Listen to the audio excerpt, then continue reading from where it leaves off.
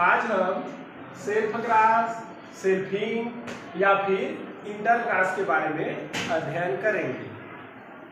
इसमें F1 पीढ़ी जो मोनोहाइब्रिड क्रॉस होता है, जब एक लक्षण को लेके किसी भी एक लक्षण को लेके जब क्रॉस किया जाता है तो F1 पीढ़ी में प्रथम संतानीय पीढ़ी, फर्स्ट फिलियल जनरेशन, प्रथम संतानीय पीढ़ी, जो प्रथम F1 जनरेशन में प्रथम संतानीय पीढ़ी उत्पन्न होती है, उनका क्रॉस जब उनके ही जैसे जीनोटाइप वाले के साथ क्रॉस कराते हैं, इसे ही हम सेल्फ क्रॉस, सेल्फिंग या फिर इंटर क्रॉस कराते हैं या कहते हैं। ठीक है, जब इस प्रकार का क्रॉस कराया जाता है तो F2 पीढ़ी में फिनोटाइप और जीनोटाइप का रेशियो, फिनोटाइप का 3:1 और जीनोटाइप का 1:2:1 प्राप्त होता है।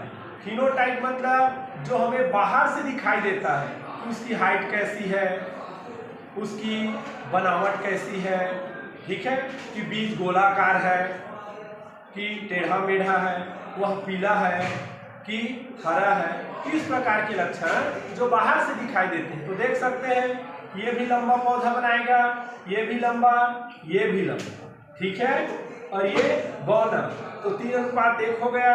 लेकिन जब इनकी अनुवांशिक बनावट देखेंगे, जीनों की बनावट देखेंगे, एलील की बनावट देखेंगे, तब ये अलग अलग होंगे।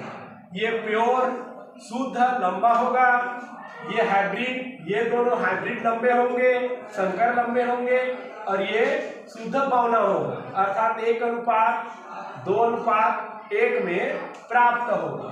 जिसमें देख सकते हैं इसमें किसी एक लक्षण के, कोई एक लक्षण ले लिए, जैसे प्लांट की हाइट, पौधे की ऊंचाई, हमने एक लक्षण लिया है कि इनके दो अपोजिट कॉन्ट्रास्टिंग ट्रेट पाए जाते हैं, दो विपर्यायी पाए जाते हैं। जैसे 7 लक्षण लिए थे मेंडल जी ने, तो प्रत्येक लक्षण का एक एक जोड़ा विपर्यायी लक्षण होगा।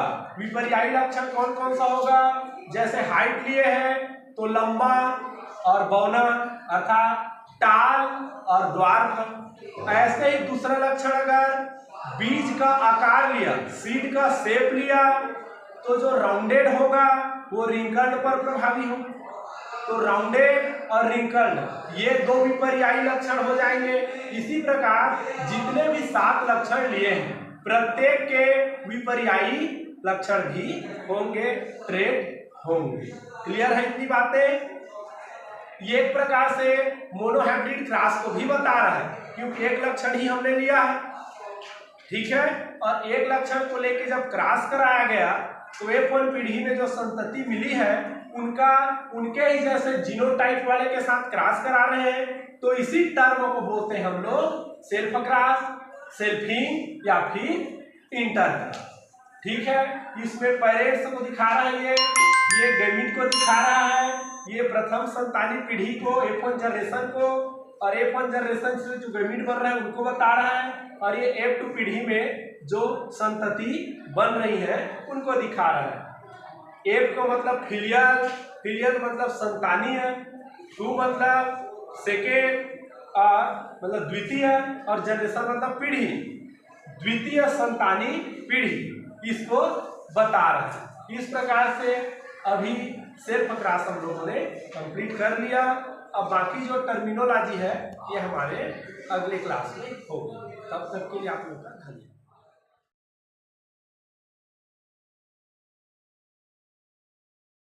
Like, comment, and subscribe.